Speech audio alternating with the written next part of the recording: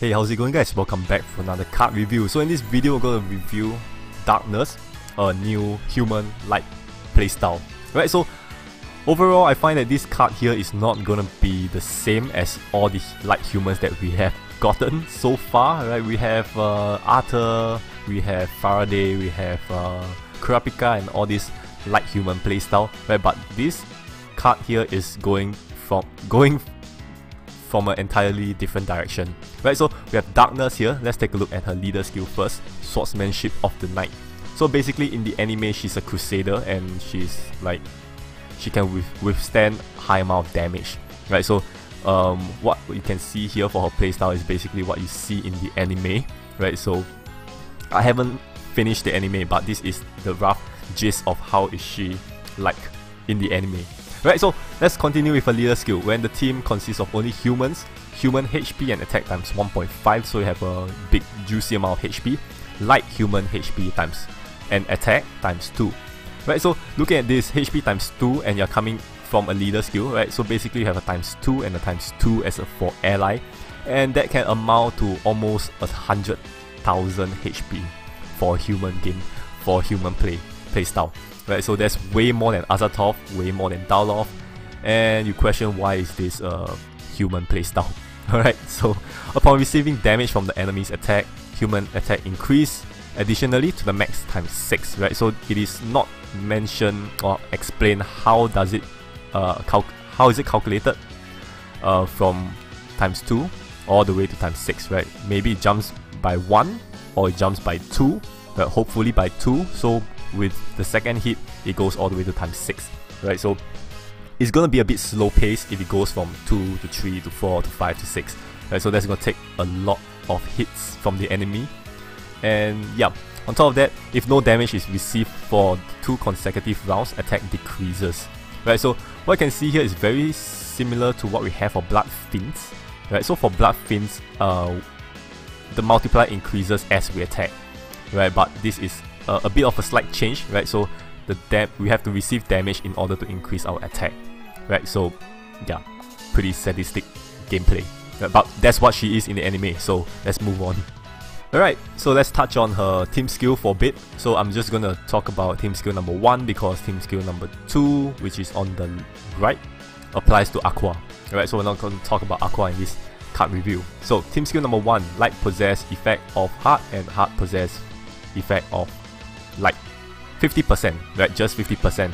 So this condition Darkness as leader and ally, so this gives Darkness a bit of a chance to attack even if she runs out of light runes. Right, so what you can see here is very similar to what Pompeii have, right? Fire equal heart and heart equal fire, stuff like that. Right, just to give her a bit of a attacking opportunity if you run out of, you know, heart runes or light runes, for example.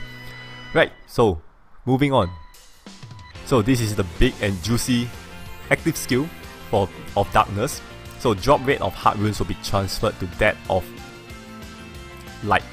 Right, so every time I look at the active skill, you have to look at it in a point of Darkness being a leader or Darkness being a member as well. Right, so we'll talk about her active skill first. Right, so drop rate of heart rates will be transferred to light runes. So that's always a good thing for Darkness as a leader, right? Because anyways, heart is equal to light. So by removing heart runes, right, you have more chance of sky drop. Right, so I think this is the idea of Darkness active skill. If you put her as a leader. So on top of that, we have a damage reduction of 15%. Not sure why we still need damage reduction with that huge tanky amount of HP. Right, at 100,000. Okay, mind you, 100,000. So upon receiving damage from the enemy attack, effect will be increased by 10% to the max cap at minus 35%.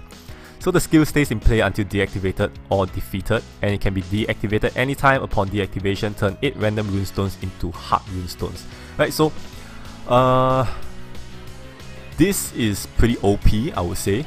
Right, so you have to look at it in the form of Darkness as a member as well. So far we have another drop rate altering active skill, right? So back then we have Yen with transferring heart to light as well for her active skill, right? But Yen doesn't have this damage reduction, so you can actually use Darkness as a mono light team, right? Just throw Darkness in and you get this drop rate transfer as well as damage reduction as well, right? So upon deactivation, you instantly get back your heart runes, and it's an Enchantress playstyle, right? So if you're using Darkness as a leader, right, there will be 2 times the activation, which means you can toggle them on and off, and you know, kind of get your heart rune stones, right? Heart rune stones is equal to light as well, so that is basically an offensive convert there upon deactivation, right? So overall, I find that Darkness here provides a very good, very new gameplay, right? So you can put her with Ieyasu and Huang Zhong, right, for that big tanky HP as well as damage as well, right? So I can't believe they actually made this card. This is gonna be quite this is basically the highest human HP pool gameplay ever, right? So I can't wait to see how this plays out, right? So overall, this is going to be my card review for Darkness, right? So I think that she's going to be a very broken card if played the right way, right? So I'm going to draw her and we'll see how it goes, right, after that.